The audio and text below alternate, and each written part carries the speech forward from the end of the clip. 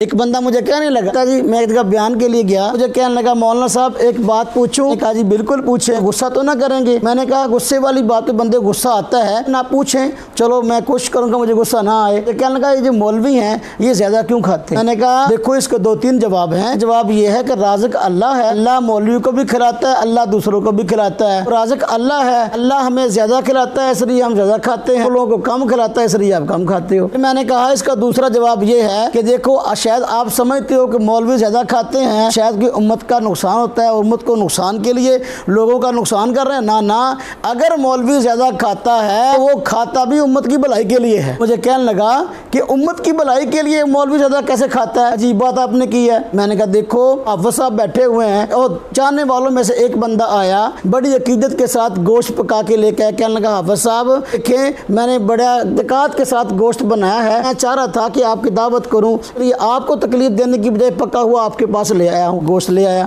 दूसरा बंदा उसने बिरयानी पकाई, उसके जी में आया कि हाफिज साहब को खिलाऊंगा तो मुझे सवाब होगा, मेरे वालिद को सवाब होगा, वो भी ले आया। तीसरा बंदा उसने फिरनी पकाई, उसने कहा यार मेरी अम्मी को साले सवाब होगा, अगर मैं हाफिज साहब को खिलाता हूँ तो वो भी ले आया। तो देखें मैंने कहा कि देखो बंदा हाफिज साहब बेचारा एक है, एक बंदा है गोश्त ले आया, दूसरा है बिरयानी ले आया, तीसरा है वो फिरनी ले आया, चौथा है वो कुछ और ले आया। खाने पीने की चीज़ें इतनी ज़्यादा हो गई हैं, तो ये बेचारा मौलवी आलिम और हाफिज अगर ज़्यादा खाता है तो उम्मत के नफ़े के लिए खाता है। ये चाहता है गोश्त खा लूँ ताकि इसको भी सवाब हो जाए, बिरयानी भी खा लूँ इसको भी सवाब पहुँच जाए, हलवा खा लूँ इसको भी सवाब पहुँच जाए, फिरनी खा लूँ इसको भी सवाब पहुँच जाए। और वो ज़्यादा खाता है तो वो भी इसमें उम्मत का फ़ायदा सोचता है कि जो लोग खाने के लिए चीज़ें लेकर आए उनमें से कोई भी नाराज़ ना हो कि मौलाना साहब ने हमारा खाना नहीं खाया।